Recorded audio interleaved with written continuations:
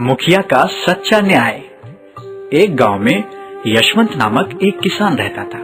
उसके यहाँ एक काली गाय और एक बछड़ा था।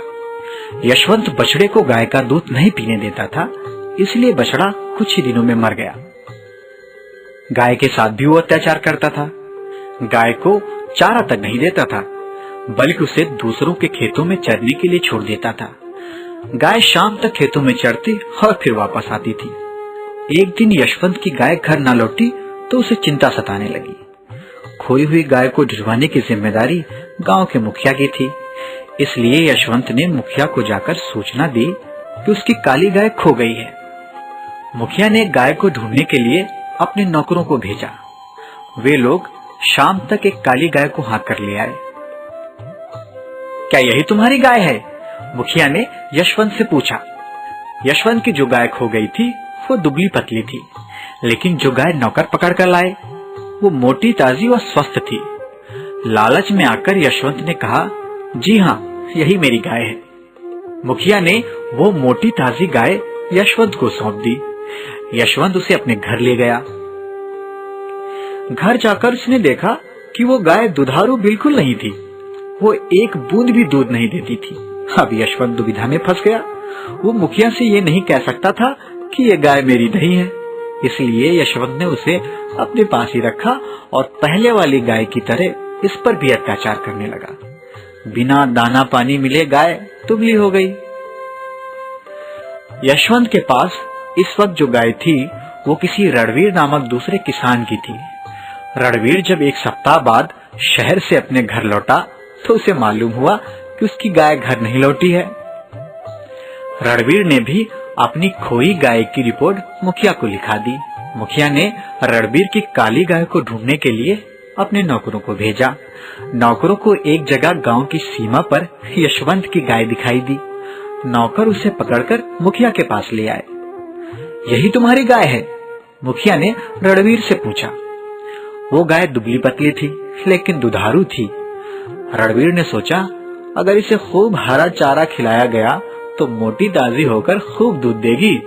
ये सोचकर उसने मुखिया से कहा, जी हाँ, यही मेरी गाय है।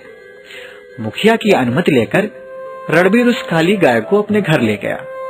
उसे हरा चारा, खली वगैरह देकर मोटा ताजा बना दिया। कुछ ही दिनों बाद वो गाय खूब दूध देने लगी। इस बीच यशवंत के पास रणवीर की गाय की हालत बहुत खराब हो गई थी। कुछ दिनों बाद यशवंत को मालूम हुआ कि उसकी दुधारू गाय रणवीर के पास है। यशवंत रणवीर के घर गया और जाकर बोला, हमारी गायें बदल गई हैं। मेरी दुधारू गाय तुम्हारे पास और तुम्हारी सूखी गाय मेरे पास आ गई है। तुम मुझे मेरी गाय वापस करके अपनी गाय ले जाओ।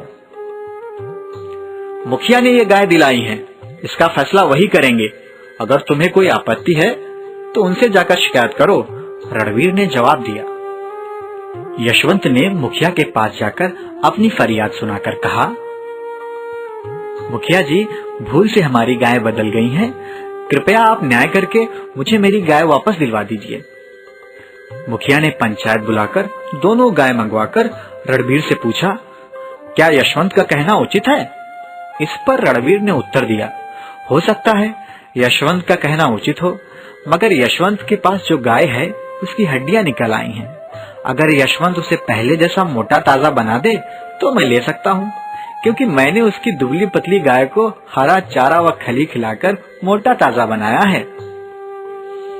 मुखिया जानता था कि रणवीर का कहना सत्य है, इसलिए मुखिया ने अपने फैसले में कहा, यशवंत को 1 महीने की मोहलत दी जाती है कि वो रणवीर की गाय को खिला पिलाकर पहले जैसा मोटा ताजा कर दे, तो वो अपनी गाय बदल सकता है। लाचार होकर यशवंत महीने भर तक रणवीर की गाय को खिला पिलाकर मोटा ताजा कर लाया। अब तुम अपनी गाय ले जा सकते हो, मुखिया ने यशवंत से कहा। यशवंत ने जब अपनी गाय को ले जाना चाहा, तब वो नहीं आई। इस पर उसने क्रोध में आकर उसे एक लाठी जमा दी।